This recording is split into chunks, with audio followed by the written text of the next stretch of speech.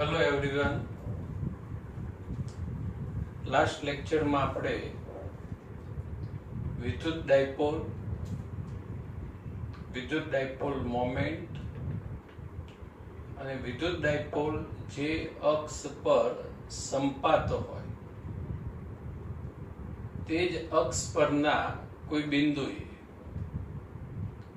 વિદ્યુત ક્ષેત્રનું સૂત્ર વ્યાખ્યાયિત કર્યું. તો વિદ્યુત ડાયપોલ એટલે શું? તો વ્યાખ્યા: એકબીજાથી પરિમિત અંતરે રહેલા બે વિજાતીય વિદ્યુતભારોના તંત્રને વિદ્યુત ડાયપોલ કહે છે. વિદ્યુત ડાયપોલ મોમેન્ટ કયા સંકેત વડે દર્શાવાય? સદિશ P અને એનું સૂત્ર Q ઇન્ટુ સદિશ 2A. Q વિદ્યુતભારનું મૂલ્ય, સદિશ 2A બંને વિદ્યુતભારો વચ્ચેનું અંતર. મોમેન્ટની દિશા ઋણ વિદ્યુતભારથી ધન વિદ્યુતભાર તરફની ગણાય. વિદ્યુત ડાયપોલ મોમેન્ટનો એકમ કુલમ ઇન્ટુ મીટર અને એકમ પરથી પારિમાણિક સૂત્ર. વિદ્યુત ડાયપોલ જે અક્ષ ઉપર સંપાત હોય એ જ અક્ષ પરના કોઈ બિંદુએ કેન્દ્રથી r અંતરે વિદ્યુત ક્ષેત્રનું સૂત્ર 2kpr upon r square minus a square નો હોલ સ્ક્વેર p cap. અને જો p બિંદુ ખૂબ દૂર લીધેલું હોય કે r ગ્રેટર દેન a હોય એટલે r ની કમ્પેરિઝનમાં એની કિંમત અવગણાય એટલે છેદમાં રહેશે r ની 4 ઘાત. અહીંયા સ્ક્વેર આવશે r ની 4 ઘાત. r ની 4 ઘાત r અંશમાં એટલે એનું સિમ્પ્લિફાય સાદું રૂપ આવશે r ક્યુબ. એટલે આ ખૂબ દૂર રહેલા બિંદુએ વિદ્યુત ક્ષેત્રનું સૂત્ર 2kp upon r cube p. અંતર સાથેનો સંબંધ E ચલે છે 1 upon r ક્યુબ. અને આ રીતનો વ્યસ્ત પ્રમાણતાનો સંબંધ હોય એટલે આલેખ હંમેશા અતિવલય જ આવે. આટલે સુધી આપણે લાસ્ટ લેક્ચરની અંદર ભણેલા. આજે એક મોસ્ટ આઈએમપી બીજી થિયરી, વિષુવ રેખા એટલે શું?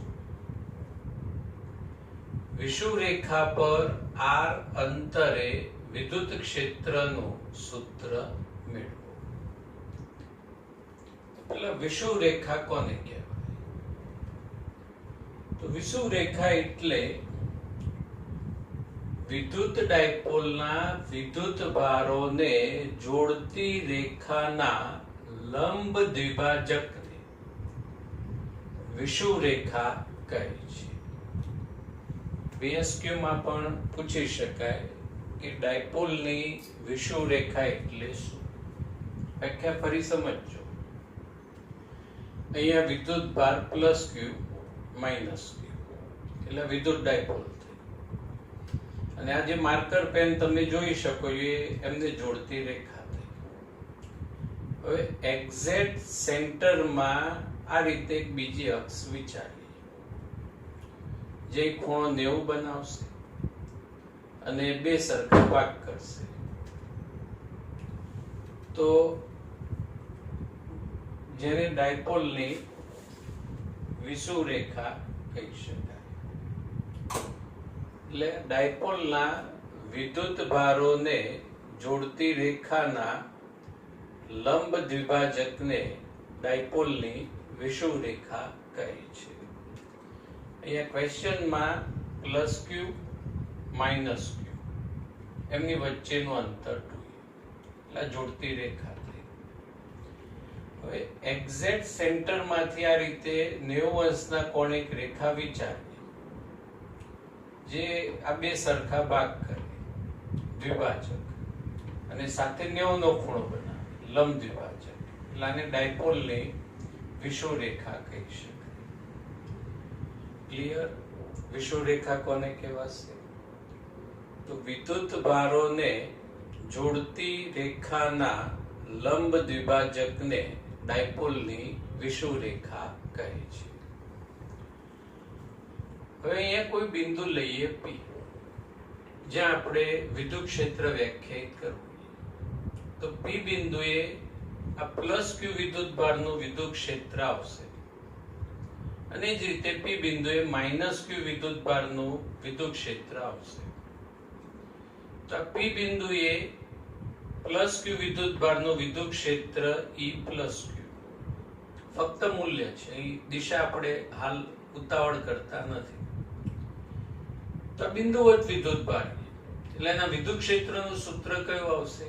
KQ upon R સ્ક્વેર, એટલે KQ upon અંતરનો વર્ગ, એટલે અંતર આવશે Q થી લઈ P સુધીનું અંતર. તો આ રીતે અંતરની કિંમત નક્કી કરી શકાય. આ અંતર A, આ એટલે કાટકોણ ત્રિકોણ બનશે, એટલે કણ ઇઝ ઇક્વલ ટુ વર્ગમૂળમાં કાટકોણો બનાવતી બાજુના વર્ગોનો સરવાળો, એટલે વર્ગમૂળમાં R square plus A square લખી શકાય કણનું ભાગ.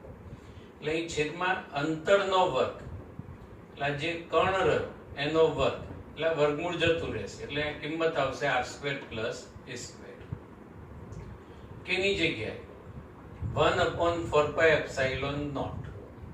બીજા પદ રહ્યા એમના એમ Q upon R square plus A square. સમજાઈ ગયું? હવે આ જ રીતે માઇનસ Q વિદ્યુત ભારનું P બિંદુએ વિદ્યુત ક્ષેત્ર, સૂત્ર તો એનું જ આપવાનું KQ upon R સ્ક્વેર. તો અહીંયા E માઇનસ Q, KQ અંતરનો વર્ગ, અહીંયા પણ અંતર કણનું જ માપ આવશે, એટલે આ જ કણના માપનો વર્ગ, એટલે R square plus A square. અર્થ કેની જગ્યાએ 1/4πε0 બીજા ટર્મ્સ એમ થાય. હવે જો બંને તમે ઓબ્ઝર્વ કરો, આ પ્લસ ક્યુ વિદ્યુત ભારના વિદ્યુત ક્ષેત્રનું મૂલ્ય, માઇનસ ક્યુ વિદ્યુત ભારના વિદ્યુત ક્ષેત્રનું મૂલ્ય, બંને પદ ઓબ્ઝર્વ કરશો તો મૂલ્ય તમને સરખા જણાશે, એટલે મૂલ્ય સરખા. એટલે E plus q is equal to E minus q is equal to 1/4πε0 q upon R square plus A square. હવે થોડીક વાર માટે ભૂમિતિ પર કોન્સન્ટ્રેશન કરજો. આ જે ધન વિદ્યુત ભાર રહ્યો એનું P બિંદુએ વિદ્યુત ક્ષેત્ર કઈ દિશામાં હશે? આગળ 2 થી 3 વાર આની ચર્ચા આવી ચૂકી. ધન વિદ્યુત ભારનું વિદ્યુત ક્ષેત્ર કઈ દિશામાં હોય? ત્રિજ્યાવર્તી બારની તરફ. આ P બિંદુએ ધન વિદ્યુત ભારનું વિદ્યુત ક્ષેત્ર આ રીતે ત્રિજ્યાવર્તી બહારની તરફ આવશે. સદિશ E પ્લસ ક્યુ દિશા દર્શાવી એટલે આ તીરની નિશાની મૂકી. આ જ રીતે ઋણ વિદ્યુત ભારનું P બિંદુ પાસે વિદ્યુત ક્ષેત્ર કઈ દિશામાં આવશે?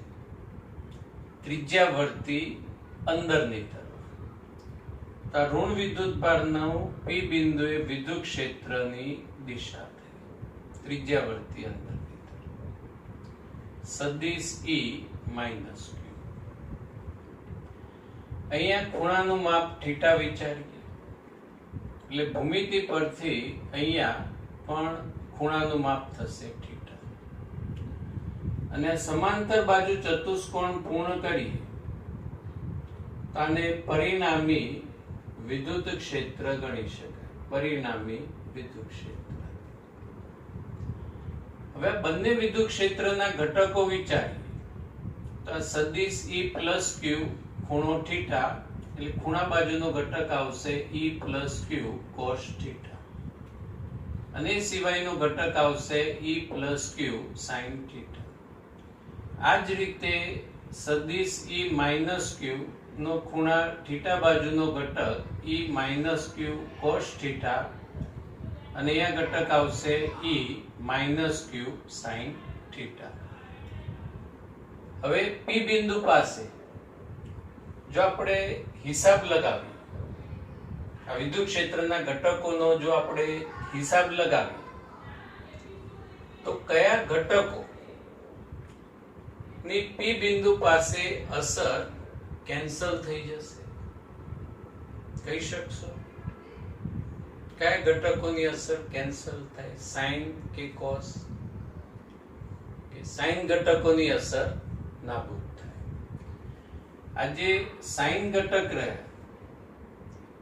એમની દિશા પરસ્પર વિરુદ્ધ છે. જો આ એક ઉપર ગયે બીજો રિસાઇડ નીચેની બાજુ. હવે સાઇન થીટા બંનેમાં ઇક્વલ E પ્લસ ક્યુ E માઇનસ ક્યુ પણ ઇક્વલ મૂલ્ય સરખા એટલે એમની અસર નાબૂદ થાય. એટલે ગણતરીમાં ફક્ત કયા ઘટક ધ્યાનમાં લેવા પડે તો કોસ ઘટક ધ્યાનમાં લેવા પડે. તો P બિંદુએ પરિણામી વિદ્યુત ક્ષેત્ર સદિશ E is equal to E plus Q cos theta plus E minus Q cos theta મૂલ્ય થયું. તીરની નિશાની એટલે અહીંયા દિશા લખવી પડશે. હવે દિશામાં આપણે અહીંયા લખ્યું છે માઇનસ પી કેપ. કારણ સમજજો વિદ્યુત ડાયપોલ મોમેન્ટની દિશા ઋણથી ધન માઇનસ ક્યુ થી પ્લસ ક્યુ અને આ સબાચરની રીત પ્રમાણે પરિણામી વિદ્યુત ક્ષેત્રની દિશા થઈ. એટલે પરિણામી ક્ષેત્ર અને મોમેન્ટની દિશા પરસ્પર વિરુદ્ધ છે એટલા માટે અહીંયા વિદ્યુત ક્ષેત્રની દિશા માટે માઇનસ પી કેપ લખવું જરૂરી બને છે. આ માઇનસ નિશાની અહીં આગળ લખીએ કોસ થીટા સામાન્ય લઈ લઈએ એટલે બ્રેકેટ E પ્લસ ક્યુ પ્લસ E માઇનસ ક્યુ. હવે E પ્લસ ક્યુ E માઇનસ ક્યુ ની જે કિંમત રહે તો સરખી જ છે 1/4πε0 q r² plus a square.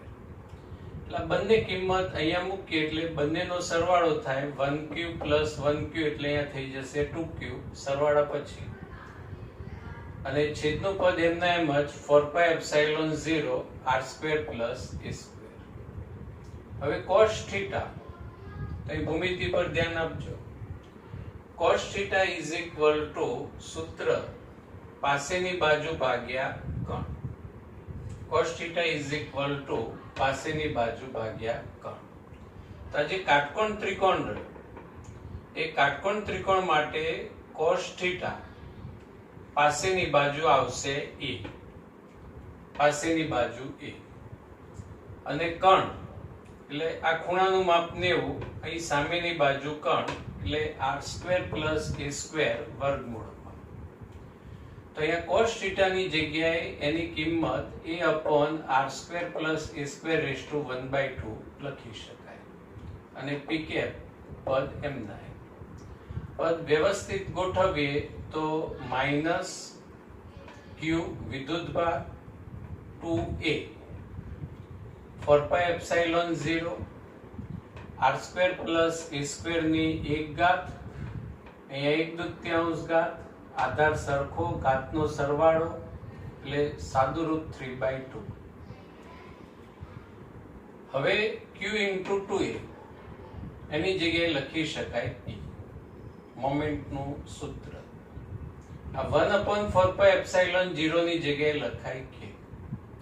એટલે વિષુવ રેખા પર વિદ્યુત ક્ષેત્રનું સ્ટાન્ડર્ડ સૂત્ર તૈયાર થયું સદિશ E is equal to -kp/r² plus a² raised to 3/2 p cap. એ જ અક્ષ માટે સૂત્ર કયું હતું 2kpr upon r² minus a² નો હોલ સ્ક્વેર p cap. અને વિષુવરેખા માટે વિદ્યુત ક્ષેત્રનું સૂત્ર -kp upon r² plus e²3/2 pk.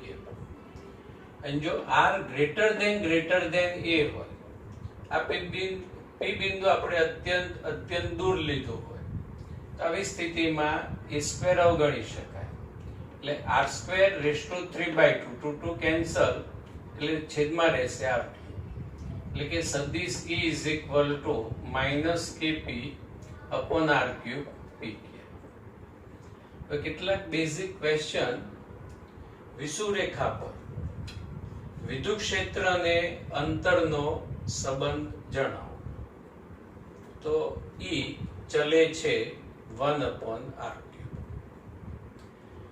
વિષુવરેખા પર વિદ્યુત ક્ષેત્ર વિરુદ્ધ અંતરના આલેખનો આકાર ખાલી જગ્યા.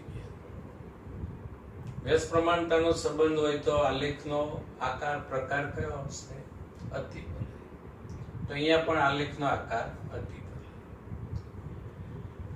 વિષુવરેખા પર વિદ્યુત ક્ષેત્ર અને વિદ્યુત ડાયપોલ મોમેન્ટ વચ્ચેના ખૂણો કેટલો થાય? બે રીતે સમજી શકાય. અત્યારે હાલ આ સૂત્ર પરથી વિચારીએ તો વિદ્યુત ક્ષેત્ર સદિશ E, નિશાની માઇનસ અને આ pk. એટલે ઋણ નિશાનીનો અર્થ એવો થાય કે બંને રાશિઓ પરસ્પર વિરુદ્ધ દિશામાં હોવી જોઈએ. બે રાશિ પરસ્પર વિરુદ્ધ દિશામાં હોય તો ખૂણાનું માપ કેટલું થશે? 180 અર્થાત પાઈ રેડિયન. ચલો આ રીતે આપણને ખ્યાલ આવતો નથી તો તમે અહીંયા ભૂમિતિ પરથી પણ સમજી શકો. મોમેન્ટની દિશા -q થી +q અને આ સબાચરની રીત દ્વારા મેળવેલા પરિણામી વિદ્યુત ક્ષેત્રની દિશા, બંનેની દિશા પરસ્પર વિરુદ્ધ. એટલે વિષુવરેખા પર વિદ્યુત ક્ષેત્ર અને વિદ્યુત ડાયપોલ મોમેન્ટ વચ્ચેનો ખૂણો 180 અંશ આવશે, પરસ્પર વિરુદ્ધ દિશામાં. ત્યારબાદ ડાયપોલનું ભૌમિતિક મહત્વ સમજાવો. આમ તો ક્વેશ્ચન 2 માર્ક્સમાં કંઈ પૂછાય રીતનું નથી, પણ ચેપ્ટર 2 ની કેપેસિટરની થિયરીનો બેઝિક કોન્સેપ્ટ આની અંદર આપેલો. સમજીએ. VSQ હાલ આમાંથી પૂછી શકાય. અણુ એને 2 ભાગમાં વિભાજિત કરી શકાય, અધ્રુવીય અને ધ્રુવીય. અધ્રુવીય અણુ નોન પોલાર મોલેક્યુલ્સ. એની વ્યાખ્યા તો જે અણુમાં ધન અને ઋણ કેન્દ્ર એકબીજા પર સંપાત થયેલ હોય, જો આ ધન કેન્દ્ર અને ઋણ કેન્દ્ર એકબીજા પર સંપાત થયેલ હોય તો તેવા અણુને અધ્રુવીય અણુ કહે છે. આ રીતે ધન કેન્દ્ર અને ઋણ કેન્દ્ર એકબીજા પર જ સંપાત થયેલ હોય તો આવા અણુને અધ્રુવીય અણુ કહે છે. હવે ધન અને ઋણ એકબીજા પર સંપાત છે એટલે એમની વચ્ચેનું અંતર 0 છે. એટલે સમીકરણ સૂત્ર પ્રમાણે વિચારીએ, ડાયપોલ મોમેન્ટનું સૂત્ર P is equal to Q into 2a. તો 2a 0 હોય તો ડાયપોલ મોમેન્ટ પણ 0 થાય. એટલે અધ્રુવીય અણુની વિદ્યુત ડાયપોલ મોમેન્ટ હંમેશા 0 હોય છે. આમાં ઉદાહરણ તરીકે આવશે CO2, CH4 વગેરે. અને અધ્રુવીય અણુને વિદ્યુત ક્ષેત્રમાં મૂકતા ધન કેન્દ્ર અને ઋણ કેન્દ્ર છૂટા પડે છે. જો કે આ ઘટનાનો અભ્યાસ ચેપ્ટર 2 અધ્રુવીય અણુનું પોલેરાઇઝેશન એની અંદર ડિટેલમાં ચર્ચા કરીશું. પછી ધ્રુવીય અણુ. તો ધ્રુવીય અણુની વ્યાખ્યા કઈ આવશે? આના જેવી જ વ્યાખ્યા, જે અણુમાં ધન અને ઋણ વિદ્યુત ભારના કેન્દ્રો એકબીજા પર સંપાત થયેલા ન હોય તેવા અણુને ધ્રુવીય અણુ કહે છે. હવે વિદ્યુત ભાર અલગ અલગ છે, કંઈક અંતર હોય, એટલે આવા અણુ કંઈક વિદ્યુત ડાયપોલ મોમેન્ટ ધરાવતા હોય છે, એટલે આની ડાયપોલ મોમેન્ટ અશૂન્ય હોય છે. અને આનું ઉદાહરણ એક્ઝામ્પલ H2O. H2 એટલે H plus OH minus, HCl H plus Cl minus. એટલે VSQ આની અંદરથી આવા પૂછાય. આ રીતે 2 માર્ક્સનો ક્વેશ્ચન બી પૂછી શકાય. અધ્રુવીય અણુ અને ધ્રુવીય અણુનો ડિફરન્સ, તફાવત જણાવો. પહેલા લખી કાઢવાની વ્યાખ્યા. અધ્રુવીય અણુની વ્યાખ્યા શું આવશે કે જે અણુમાં ધન અને ઋણ વિદ્યુતભારના કેન્દ્રો એકબીજા પર સંપાત થયેલા હોય આવા અણુને અધ્રુવીય અણુ કહે છે. ધ્રુવીય અણુની વ્યાખ્યા શું આવશે? જે અણુમાં ધન અને ઋણ વિદ્યુતભારના કેન્દ્રો એકબીજા પર સંપાત થયેલા ન હોય તેવા અણુને ધ્રુવીય અણુ કહે છે. અધ્રુવીય અણુની વિદ્યુત ડાયપોલ મોમેન્ટ શૂન્ય હોય છે. ધ્રુવીય અણુની વિદ્યુત ડાયપોલ મોમેન્ટ અશૂન્ય હોય છે. ઉદાહરણ તરીકે CO2 CH4, આમાં ઉદાહરણ તરીકે H2O HCl. અધ્રુવીય અણુને વિદ્યુત ક્ષેત્રમાં મુકતા ધન અને ઋણ વિદ્યુતભારના કેન્દ્રો છૂટા પડે છે, અને ધ્રુવીય અણુને વિદ્યુત ક્ષેત્રમાં મુકતા કમિંગ સૂન ચેપ્ટર 2 ની અંદર એ વસ્તુ ડિટેલ્સમાં આપણે સમજીશું. Thank you. જય હિન્દ, જય ભારત.